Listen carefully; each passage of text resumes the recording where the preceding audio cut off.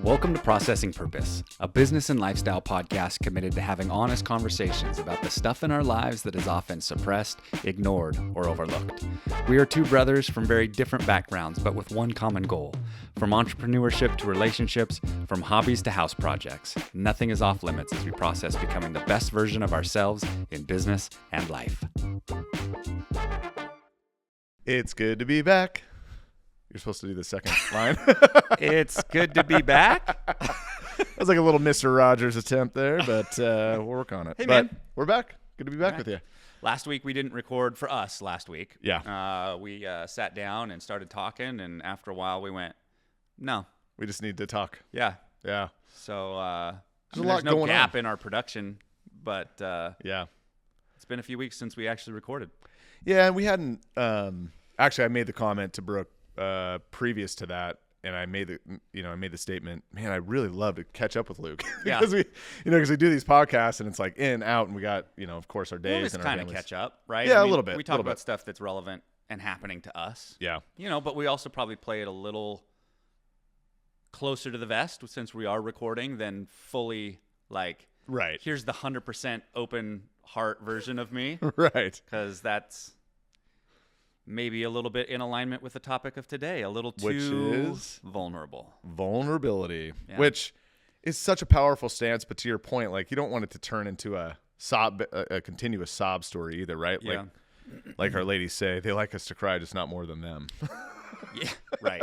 So Yeah. vulnerability is good, but you got to curb it a little bit. At least have a sounding board in your life, like Luke, for me, to be able to, for me anyway, when it comes to vulnerability, not only am I expressing myself and just being my authentic self, but I'm looking to make sure I'm not losing my mind. You know what I mean? Like there's a sounding board there, There's right? a Like validation a validation factor Mhm.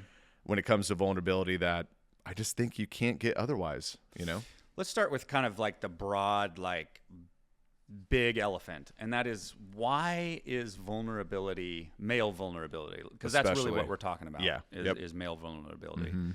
Vulnerability. Why is male vulnerability absent? Why is that such a gap for most men? I think we're seeing most of it in soft parenting. I'm just kidding. And that's another podcast. Yeah, that's another topic. Don't do it. Anyway, that's my take on that for a minute.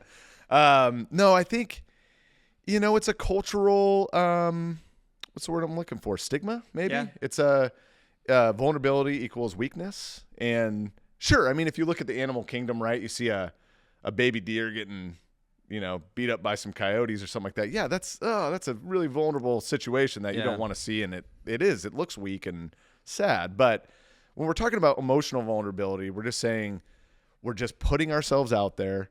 We're saying we don't have it all figured out. We sometimes don't know what we're doing.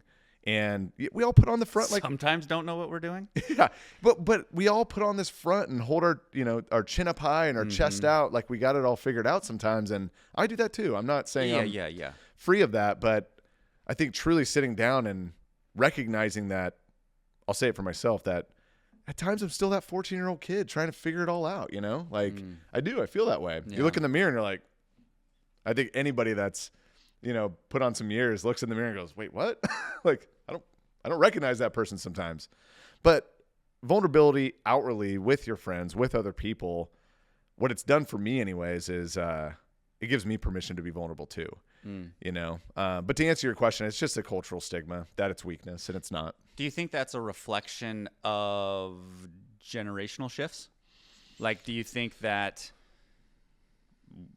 maybe we're more so vulnerable because we see a little less vulnerability in our parents, and now we recognize that had a consequence, and so we're trying to peel back that layers, and that it will continue to shift that way? Like, is this a societal movement, you think?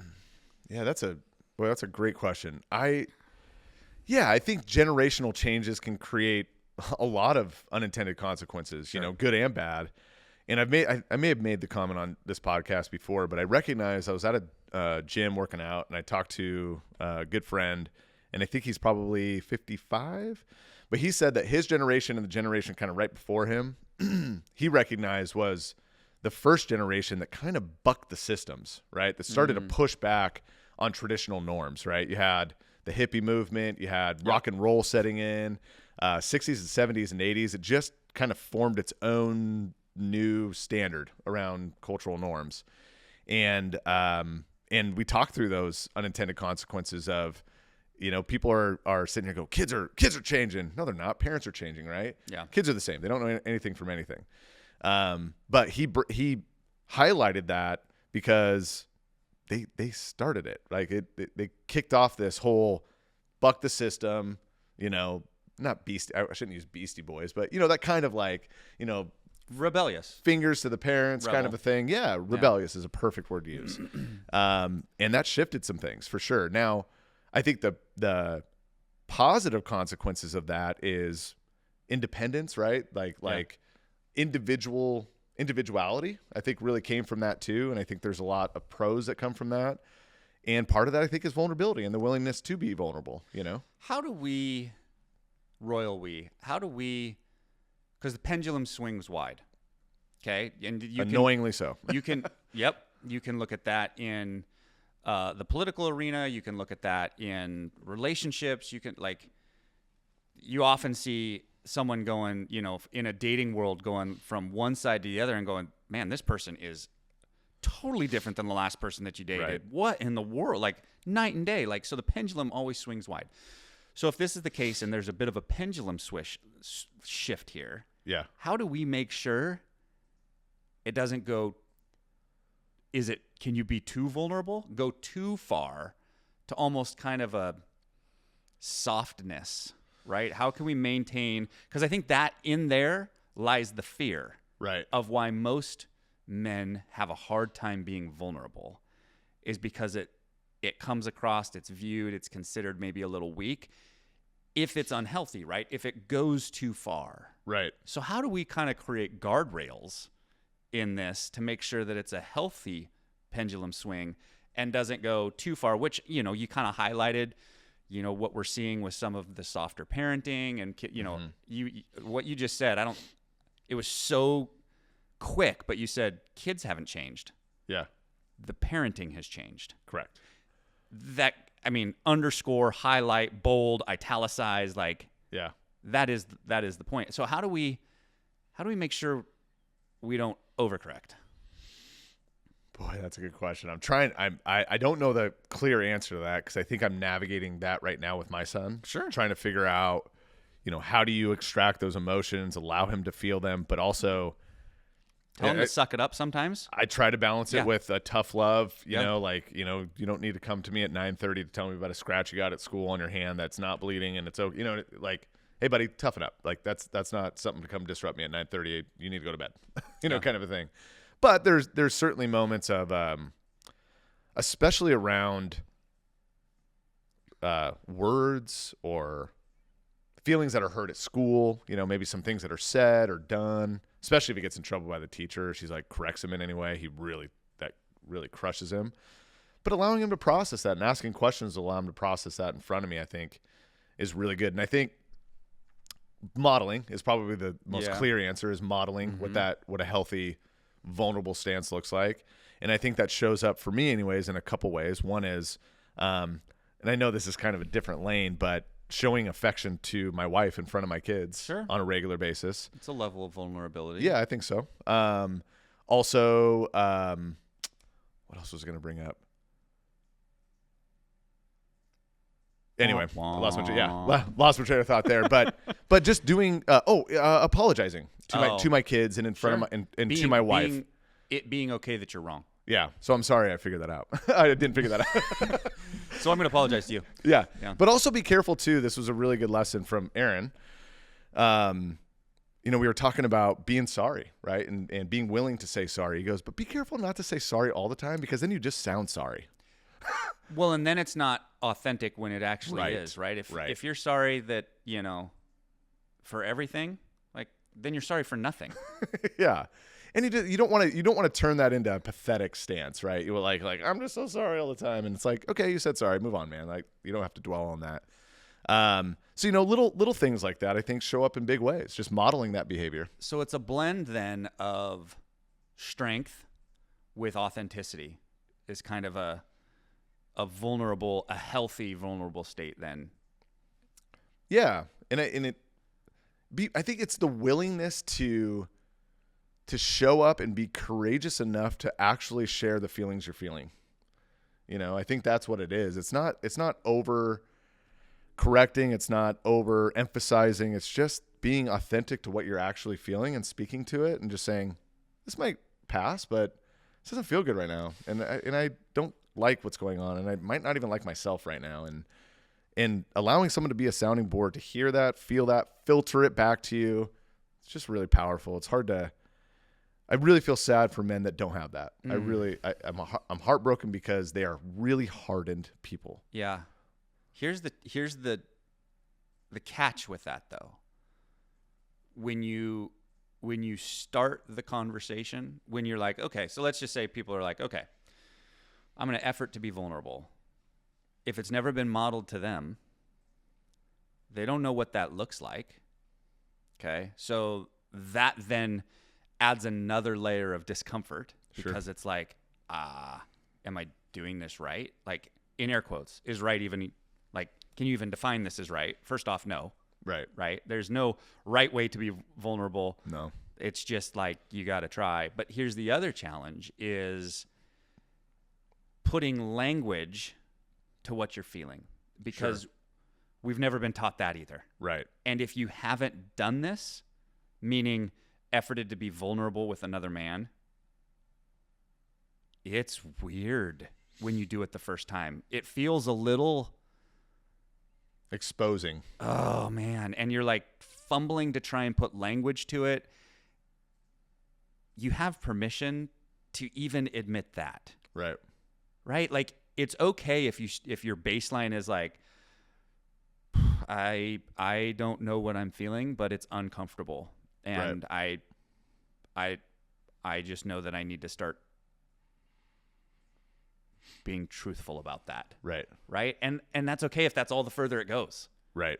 You just, as with anything, you just have to start, and it's not going to feel comfortable, natural. I mean, I feel like I'm through the heavy lifting of that transition for me. And it's still not super comfortable all the time. Yeah. There's almost an embarrassment quality to it that, like, I don't want to embarrass myself here. I don't want to look weak or stupid or, I'm totally screwing up all the time. You just don't want to come across that way. But it's so refreshing because as humans, we're like, oh, thank God someone admitted they're there too. And I thought about it as you're saying this, that maybe a good lead in, if you feel like I've never had these conversations, I'm so uncomfortable even thinking about it. Maybe you start with a relation question, right? Like, hey, have you ever experienced this? Just to kind of feel it out, right? Maybe you don't have to launch right into, oh, this is on my heart or on my shoulders. I got to get it off my chest. But maybe just check in. Hey, have you ever experienced this kind of situation or feeling? And then if they go, yeah, actually all the time, you go, can I share this? Well, I think that's a perfect lead to where I was going next. And that is, you got to choose the right person to be vulnerable with. Correct. Because we all have friends where it's like, well, that guy still lives like he's in college. Like, if I tried to be vulnerable with that, he's not. The person that you're going to have a conversation with has to be aware that vulnerability is something to be valued equally. Right? They have to be able to meet you in that spot. Otherwise, they're going to look at you like, what are you going to what are you talking about? This is weird. And the timing of it too, right? Yes, and going to make you feel even more self-conscious and less likely embarrassed. You use the word embarrassed. It's going to feel very embarrassing. It's like, sorry. Okay. Like, asking for a friend. Just kidding. I love that, actually, that tagline that you see for people like every now and then. It's like I know it's like an under the radar vulnerability, right? Like, hey, anybody ever dealt with this, asking for a friend? And you always get a chuckle every time you see it. For some reason, it always makes me laugh because I'm always like, no, you're not. But but you don't. Yeah, you don't want to ask a silly question and be made stupid. But, to your point, we talked about it before a little bit, but Simon Sinek with his video came out and said, listen, if you're in a crisis, if you're having a hard time, if you reach out to a friend and have a conversation for 8 minutes, physically things will start to change for you, and you will actually start to have feelings of security, safety. you will start to regulate back into normalcy. So I don't know if you remember that, but him and I think his daughter, they have might be a friend, but they have a code with one another. If they're going through something, they text each other and say, "Do you have 8 minutes?" Yes, I do remember that. Remember that? And so Yeah. that was the code of like, I need you right now. I just need somebody right now. And he's like, when I see that, I drop everything and I get on the phone for 8 minutes with my friend or my daughter. And it's really powerful. So I got goosebumps. Yeah, me too. And it can even, you can even set that up with a close friend. Absolutely. Just say, hey, I don't know when I'm going to need this, but can I just text you this if I ever need to talk? Like, just, you got 8 minutes? I don't know any good friend that would say no to that. Like, Yeah. And absolutely, man. I'll drop everything for 8 minutes. Everyone has 8 minutes. Mm-hmm. You can tell me all you want that you're busy and you don't have time. You have 8 minutes for sure. Yeah. Do you think it's possible to achieve true growth, internal, without vulnerability? No, because I think vulnerability in a way creates the friction. It Yeah. creates those uncomfortable feelings. And Tony Robbins, I watched a video on him last night, and he said, a lot of people think the power of positive thinking is how you get to where you want to go. He goes, the truth is change doesn't happen until you're uncomfortable. It just doesn't. It won't. You have to start by getting uncomfortable. And so, no. And I've said it before a few times, but I'll say it again. Your dad's vulnerability during our trip, on our fishing trip, him opening up the first day, which, by the way, I would have gone into that whole trip assuming he might not open up the entire trip. And if he does, it'll be at the last moment. Last moment, then you'll get a little whiff. That's how I was kind of mentally preparing for it. And then just the breakthroughs that you guys had on that trip, just so much life came from that. It really taught me a valuable lesson that lose the pride, Gav. Like, here's a man that has had tons of success in his life, has won the lottery, he's got a beautiful family, beautiful wife, has it all. But for him to break down and say, you know what, but it's not all perfect. Yeah. And I have what I have, but you wouldn't love how I got it. Yeah. And how I had to what I had to do to get here. Yeah. And that was so powerful for me, and I'll never forget that. And I want to be that same vessel for my kids, in different ways. And I know this is a dumb question because your mom is a saint. And I've seen your dad open up in vulnerability. So I've actually experienced that firsthand, and it actually impacted my life. But through your childhood, I should say, how did your parents show up in that way? Honestly, not often, I think is the best way to put that. Like my mom has a very soft touch, and can meet you in that space. And my dad, which is kind of why I talked about generational, my dad and kind of the baseline of that trip that we all took together. And by the way, if you need to restore something with one of your kids, like, go check out familylines.org. Like, it's awesome. It'll change your life and your relationship with your kids. But that relationship, that moment where in that conversation, specifically around the campfire night one, where dad said, I didn't have the example and I didn't know what to do. And I just knew what not to do. Yeah. Because of his relationship with his father. That carried over, right? That carried over. And so there wasn't, and this is my dad did, I 100% believe this. My dad did the very best he could with what he knew. Yeah. But it wasn't modeled. Yeah. Vulnerability wasn't modeled. Right. And so he never saw it. And in fact, what the version that you might see of my dad during my adolescence was probably incredibly vulnerable through his lens. Sure. Compared to what he saw. Right. Right. So there is some relativeness to this. Yeah. Yeah. But I can see that. The way I view vulnerability today wasn't modeled. Right. And so I didn't have a great example of that. And there were consequences to that. The first decade of Holly and my marriage was very tough. Yeah. Because I was right. I'll tell you, all the time. I'm not wrong.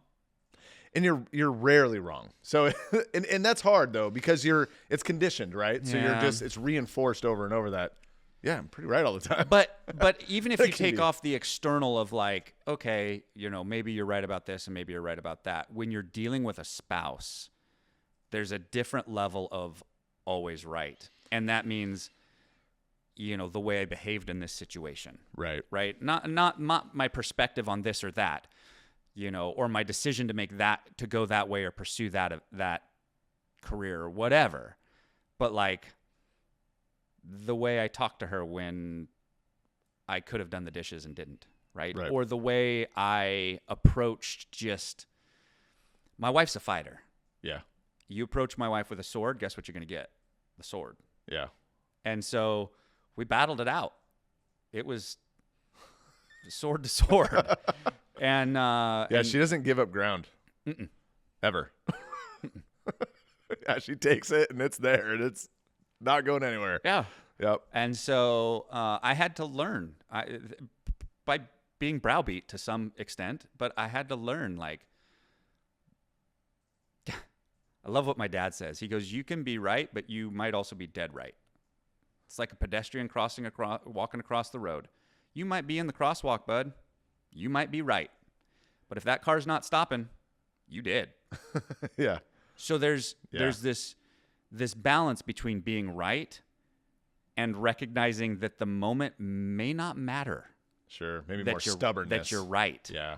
Because you're wrong. Yeah.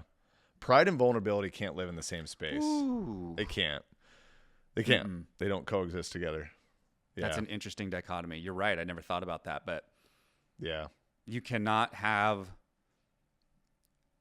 extra ego, because we all have ego, but you can't have an inflated, unhealthy ego, prideful, and be vulnerable at the same time. You cannot be authentic in a prideful state.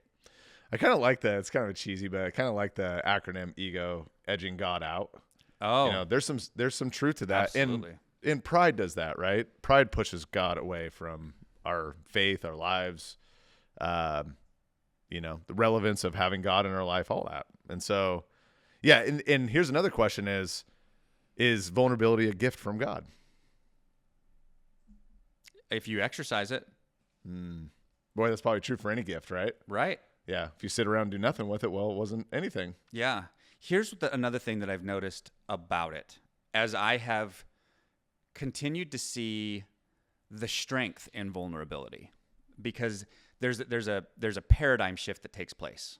Sure. Right. You start from kind of a hardened state to like, okay, this might be something I can tiptoe in, which then has this layer of embarrassment. And then you kind of work through that. And as you kind of go into the other side, you start seeing the strength in that. And here's how it gets reflected back to you. When all of a sudden you have a moment of vulnerability with somebody that you're building relationship with, like if I'm vulnerable with you, that's almost somewhat expected. Right. We've gotten to that point. We've set that baseline. Yeah. But in two situations in the last year, one was riding up a chairlift with somebody, one of the dads of one of the kids I coach. Mm-hmm. And actually this week with a coach that I'm looking to hire for commercial real estate. And in both situations, I talked about something that was going on in my life that at that moment was relatable to that other person. Yeah. And both of them were like, wow, that is really refreshing to hear somebody talk like that. And it makes you go, interesting. That's what people want. They crave it. Mm-hmm. I don't think they realize it, though, until they experience it. Well, to your point from before, that 80% of our social media intake is 2% of everyone's wins. Yeah. Right? 2% of the time we're winning. The rest of the time, life is tough and brings on challenges. We all go through it. Anybody out there that says that's not true is crazy.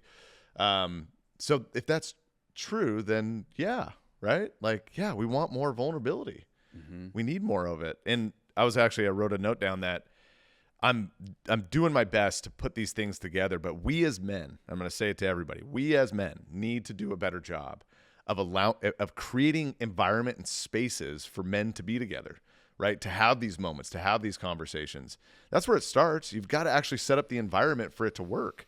Of course there's going to be one-offs where you're, driving to Montana in the truck and you're, going fishing for the weekend or whatever, and you're having great conversations. But, sometimes you got to be a little bit more intentional with, hey, like for example, I put on a couple barbecue clinics. I want to put on more types of events like that where, hey, we can get 10 to 20 guys together all around, slugging some beers, telling jokes, all that, but opening up for really awesome conversation. The last one we had, we ended up having 5 guys stick around and hung out in the hot tub, and we hung out for an extra hour afterward. Those conversations were rich, really rich, and really good. And like, man, if I hadn't have set this up, these wouldn't have happened. These just wouldn't have happened. Yeah, you have to cultivate. You said it right. You have to cultivate the environment of it. Yeah. And I think the most obvious example of this that I think is probably the most relatable, which is so primal, is around a fire. Like, I think that is, for most men, the moment where, oh yeah, I've experienced that. Yeah. Like, whether that's it's familiar. on that hunting trip, yeah, whether that's camping, whether that's a barbecue, whether that's a backyard bonfire, whether that's, or whatever it is, there's almost like this mesmerizing trance that takes place with a fire, that it is a great moment to ask those questions, to share those things, because it's almost like the guard's down just a touch. Yep. Just a touch.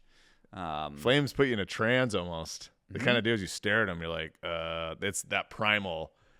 I don't know anybody that stares at a fire that doesn't just lose sight of time. Like, it's so familiar. There's really something primal about fire. I think you're absolutely right. And there's a number of nuances or a number of things you can do to set that up. You can, play basketball, pickleball, whatever it might be, but just get together. Get together. But you're right, man. Sitting around a campfire is as good as it gets. It's where I've had probably the biggest breakthroughs with other men. Yep. Absolutely. Yeah. So, okay. So we identify that we recognize, or at least are willing to admit that this is like, okay, this is something that I could probably improve at, being vulnerable. Like, yeah. Do I just start? Like, where's the next most obvious right step here? So I'm gonna bring it up, and I want you to touch on it too, but it's the story I think you shared, or Holly did. Maybe it was Holly. But anyway, about Van coming to you and just saying, I don't know what it is, but I feel like I got to cry. And Holly brought him in the room. Holly told me the story. Said, I brought him in the room, sat down with him, said, yeah, what's going on, bud? Like, are you thinking about anything? Is anything on your mind or weighing on you? No, I don't know what's going on. And of course, he's going through some changes, right? He's 11. Yeah, he's going through puberty, so he's going through some changes. And those emotions are rearing up.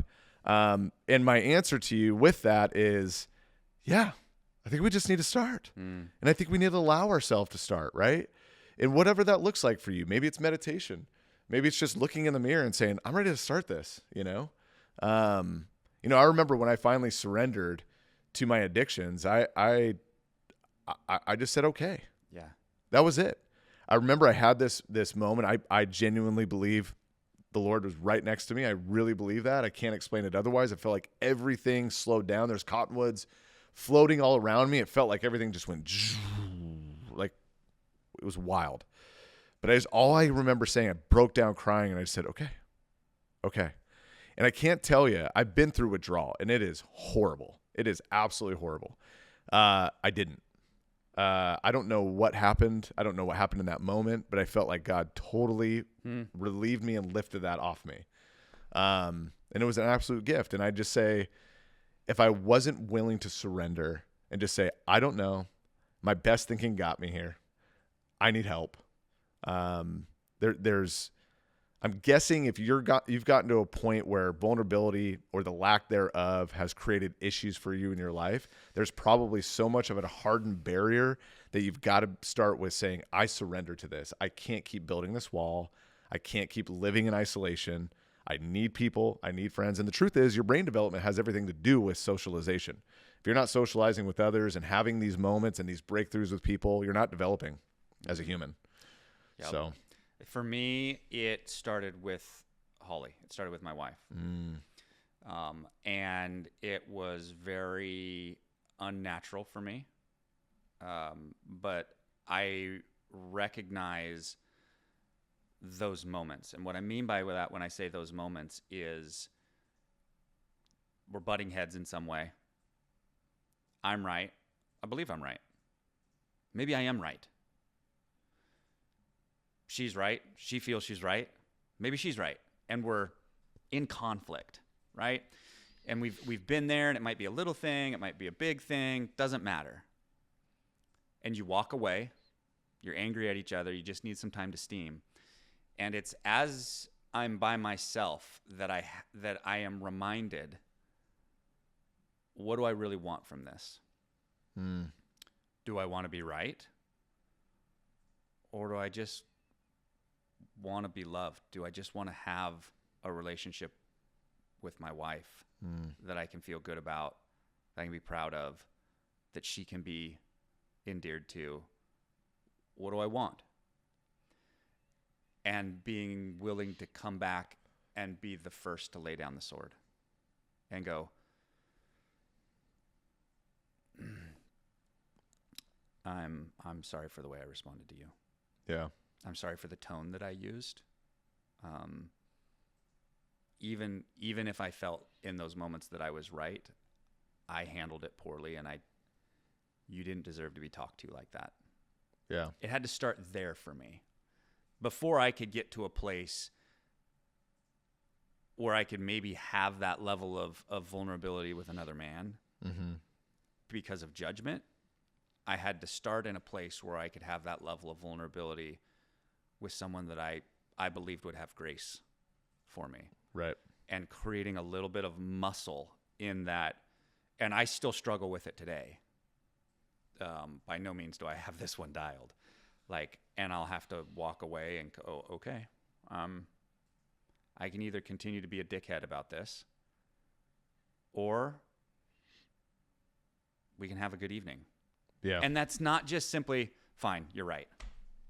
No, that's not. That's Actually, not that it. can exacerbate more problems. That's not it. Fine, you're right. I'm sorry, you're right. No, that's not it. Yeah. It's a heart, it's a tone, it's a posture. Yep. That's what it is. It's a posture of coming back to the table and going, I could have talked about this much more respectfully with you. And I handled it differently. I could have handled it differently. I'm sorry. We talked about it earlier, but yeah, you're right. The truth is no one will ever be mad at you for saying, I made a mistake. I'm correcting the behavior. I'm sorry. No one's ever mad at that. Everyone's always okay with that 100% of the time. What you just actually described is the Sedona method, by the way. Sure. Because you did, right? You went and process it. What am I feeling right now? Do I want to feel this anymore? Yeah. Let's take care of this. Yes.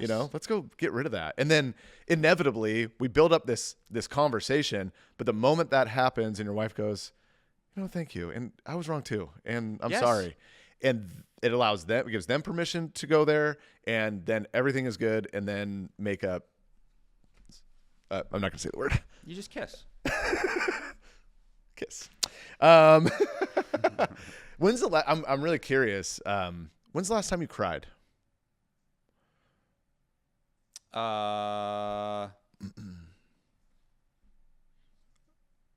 2 weeks ago.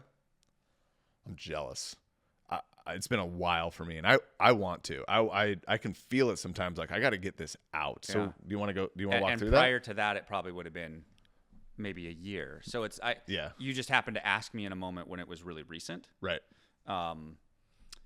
Yeah, I was, and I probably won't go deep into this. Yeah, you don't need to. But, yeah, it was just, I'm not even sure it was 2 weeks ago, to be honest. I think it was last week. Holly was traveling, and she was in California. I was home with the kids, and I was laying in bed and watching a show, and there was this moment where I'm trying to articulate it. It's not that I'm not sure what I was feeling. I'm coming back to putting language to what you're feeling, right? Right. It's not supernatural, or at least I haven't created the pattern yet enough to be real confident putting language to what it was that I was feeling. But I was laying in bed and the TV was off. I was now going to bed and I lost it. And it had to do with me wanting to live a different version of my life than I am currently living. I think that actually resonates with a lot of people. And that isn't in a healthy way. Yeah, way. like not an eject thing is more of a like I want to tune this up differently. Yeah, it was like, man, there's a delta between the life I live and the life I want to live. And I don't know how to resolve that delta yet. And I felt the grief of that delta in that moment. And I was in tears crying out to God, just going, I need your help. Like, I am feeling lost in this. And for it probably wasn't long, it felt like a long time, probably 20 seconds. Yeah. Right? It was just like, I wept. Yeah. And that's pretty rare for me. Like, that's not. But how'd that expression feel? Like afterward, obviously you're still sitting with those thoughts and ideas and maybe even some of those lingering feelings, but was there a sense of relief that came from that to some degree?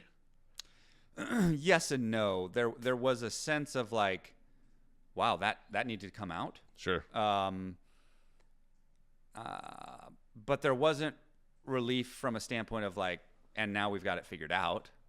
You know, right. There was relief because the emotion of that moment cracked a little bit, but there was still a bit of like, okay, and tomorrow I'm going to have another go at this. Yeah. You know? So, yeah, it was pretty recent, actually.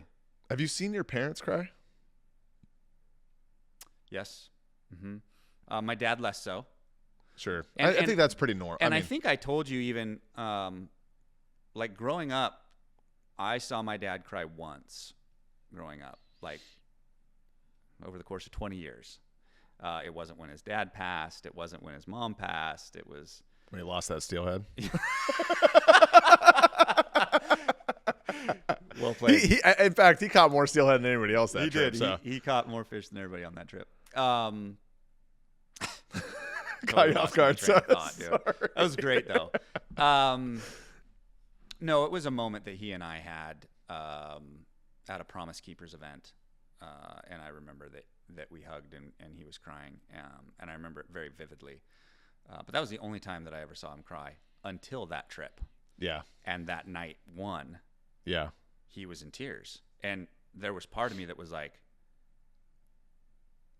"What is going on?" Yeah, like what do I do with that? Yeah. Like, thank you, Dad, but who are you? Yeah. Like, this is very unnatural. So, no, I didn't have a good example of, that level of emotional confidence. It's the environment too, right? I mean, I would argue that environment's teed it all up. Yep. You know, had it been a totally different environment, he may not have shared, possibly, you know. Yeah, I've seen my dad. I think I've seen him cry once, and I can actually give you a vivid memory of that moment where I felt vulnerable, perceiving vulnerability actually might have been a detriment in my childhood. And it was just my conscious decision at that moment. But I remember being 8 years old, and I remember, I've shared this with you before, but I remember being at the bottom of, my grandparents had one of the split landing, 60s homes. Split level house. Yeah. And so I remember standing on the landing, and I was just taking my shoes off or whatever, and I looked up at the top of the stairs, and my dad had totally fallen into my grandma's arms, just sobbing. This is when my parents got divorced. And I remember thinking, I didn't cry. It didn't even, I wouldn't even say it made me emotional. It made me immediately recognize I never want to feel like that. Interesting. And I feel like in some ways, I think there's a lot of nuances to it, but I wonder if some ways my addictions were to prevent it, right? Because ultimately I was searching for apathy. I cared way too much about things, and I just was tired of caring about things. If you care about things too much, overthinking, whatever it might be, it's exhausting. It really wears you down. So in that very moment, I remember making the conscious decision that I don't want to be vulnerable. Yeah. I don't want to feel that way. And it played itself out in some unhealthy ways, unfortunately. But at the very same time, there's a positive of that going like, he also gave me permission to go there if I need to. So there was that kind of that interesting paradox for me. Well, I remember one of the first and probably the only time I've seen you cry was when we were gathered together with all the guys. Yeah. Right. And you don't have to go into the details of that. You know, it was a pretty intimate conversation, but it's healthy. I was actually going to, thanks for bringing that up. I wanted to say that, and actually was pretty convicted about this when I was telling you guys too, but it made such an impact for me. Childhood trauma bottled or surfaced, and I didn't even know what to do with it at the time. It actually surprised me and didn't even know where it was all coming from, but I just sobbed. I mean, I was just absolutely legitimately just hands in my face, just can't even control how this is going. But when you're there and you don't even know what's going on and how to process it all, it's embarrassing. Yeah. It's like this is compounding, and like I can't control myself, what's going on. But then all of a sudden I hear a voice in the chair 2 people down, and it's Luke, and all I hear is, "This is so healthy." And it just melted. And I think I cried harder when you said that because I'm like, God, thank you, you know. But I just want to encourage everybody that if you're in a situation, to your point, where you're kind of uncomfortable, someone starts crying and you're like, I don't know how to help this person. I didn't cause this. What do I do here? Make sure you say it's healthy. Yeah. That was incredibly life-giving to have that said to me. Because the other side of that, and we see this a lot, don't cry. Yeah, you're all right. Okay. It's going to be okay. You're going to be okay. Don't cry. Yeah. And let's be real clear, like, and especially with our kids, like there's times where they twist their ankle on the trampoline. They, fall down on the soccer field, and it's like, get up. You're okay. Right. We don't need to cry about this. That's not what I'm talking about. Right. Like that's no. But we have to be careful having that language across to all grief and emotion. Yep. You will become the voice, their inner voice, right? And it's important that we help coach them through their emotions. They don't know what they're feeling. They don't know how to process all that. In fact, I don't sometimes. No. Still. You know what I mean? I'm still confused. That's why I need my friends to soundboard and be vulnerable with, because all of this stuff is new and it's fresh, and it's, I don't want to call it hard names, like the quote suggested, but it's hard sometimes. Yeah. It just is, and I think it's okay to speak to that. How and I was going to actually finish up with saying I've never seen my mom cry my entire life. Interesting. Which is really interesting, and I don't know if that has any sort of underlying impacts. My mom is it has to. Relentlessly positive, so that's how she survived through her childhood. That's how she continues to survive through life. Mechanism. She won't even let herself go there. Suck it up. You'll be fine. You'll be fine. Look at it. Look at all this great stuff around you. Like, won't even allow herself to process. And there's those some feelings. Beautiful truth in that. Like, yeah, look at the goodness that's around you. Yeah. Yes. Right. Like, or stoicism, right? Just recognizing that my emotions are fleeting, and I still need to recognize who I am through all of that and maintain my stance through it so that I don't let that sway me or get me off course. So I appreciate that too, right? That philosophy. But stoicism isn't a lack of emotion. No, and it's not suppressing it either. It's not letting the emotion dictate the decision making. Right, and control you in your life. I promise you, Marcus Aurelius cried. Yeah. He lost 2 children. Yeah, or more, maybe more. I can't remember, but he lost 2 children to disease. Yeah. And anyway, there's a lot to unpack there, but how can I, as a friend, show up for you in a better way, in a allowing you to be more vulnerable? What can I do differently to open that environment up? I think modeling. Yeah. I think being an example, providing the permission. Right.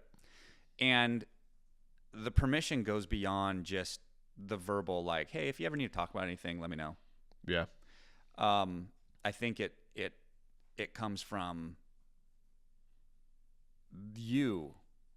And this is you on the camera, you listening to this in your car. It's like you showing what that could look like. Like, hey, can I talk to you about something? Right. Something that's bugging me, something that's hurting me, something that's gnawing at me, something that's and usually there's some sort of negative connotation to vulnerability, typically. Yeah. In the scope of what we're talking about, right?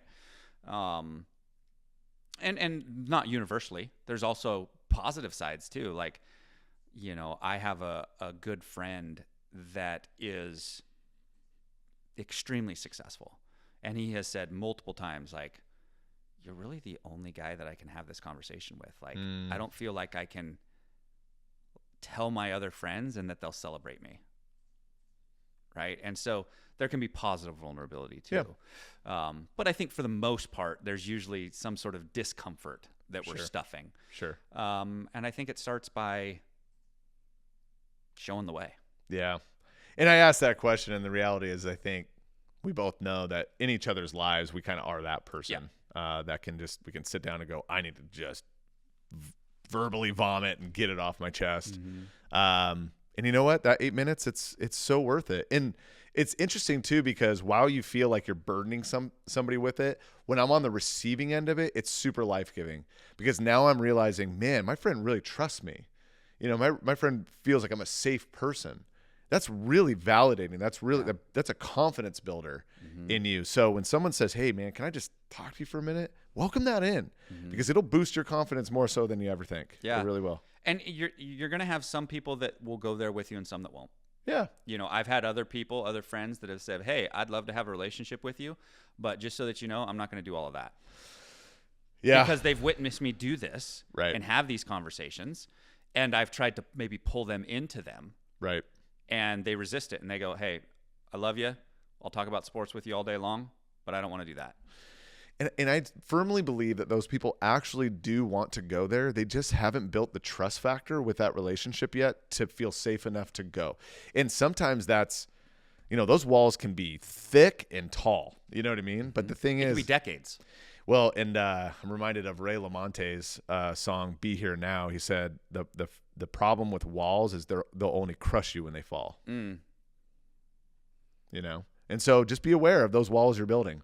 The bigger and thicker they are, when that train comes down, you're going to be like me, heavy, sobbing and face in the hands, and it's going to be a lot to unpack there. Nothing wrong with that. Don't avoid that.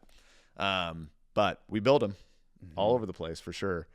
And I think as tribal people, we're selective about who our tribe is and who we want to bring in and keep out and all that kind of stuff. That's normal human behavior. But start with one person, right? Start with one person in your life that you trust, and it doesn't have to be everybody, right? You don't have to be everybody's vulnerability partner, but start with one and just get something off your chest. Don't allow that, like you said, to your point, life's short.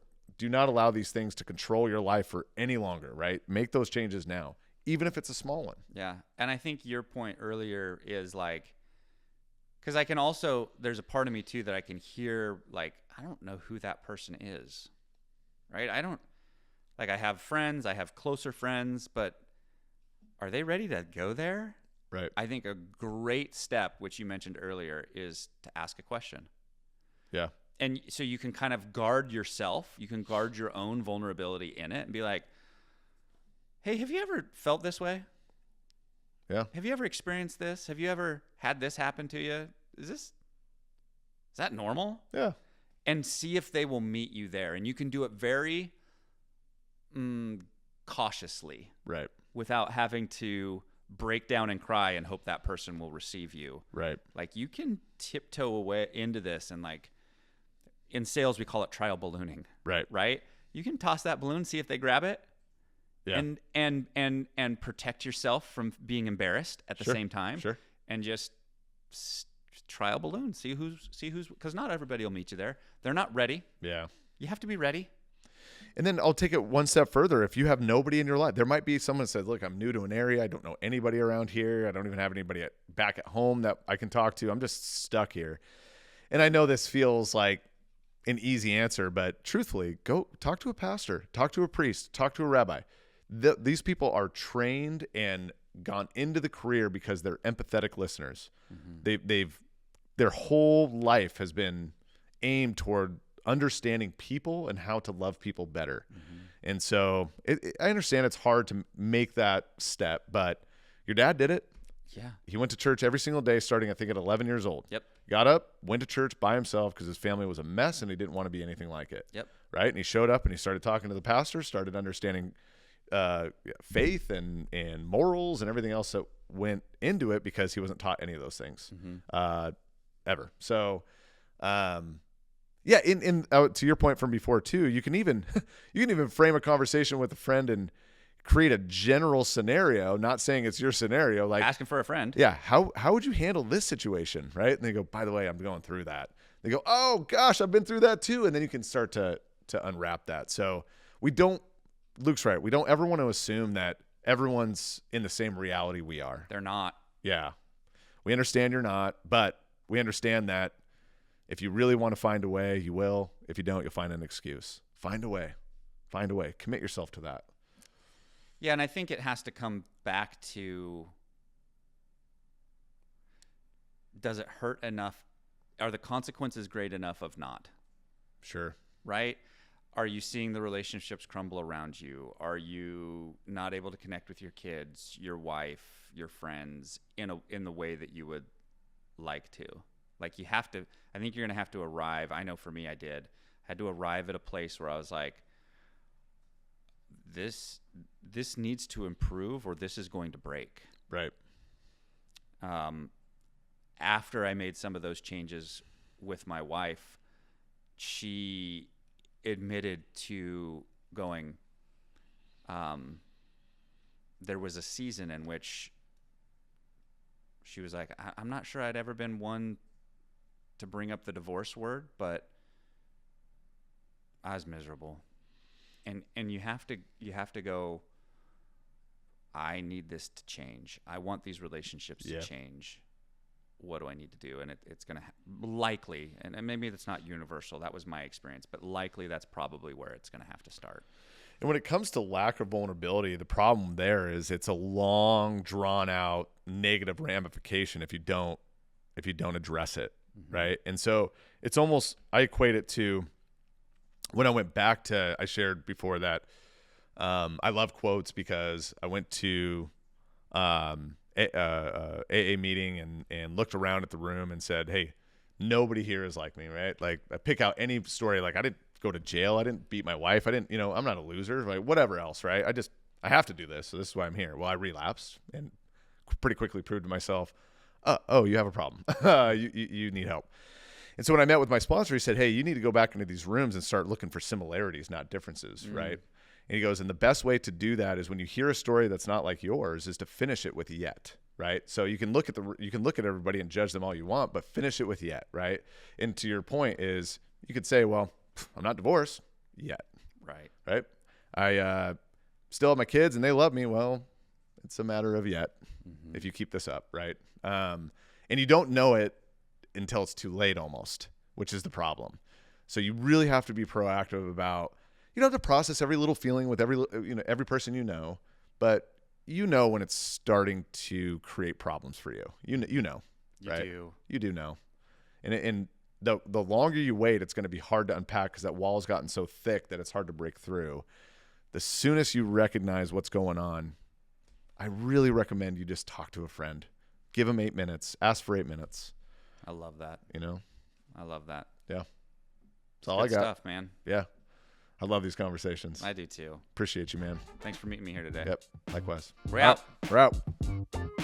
Thank you for tuning in to Processing Purpose. We hope you grabbed a few gold nuggets to take one step forward in your journey of life and business. Please remember to like and subscribe our channel if you'd like to get more content to help you build and grow everything around you. Make today your best day. Today is day one.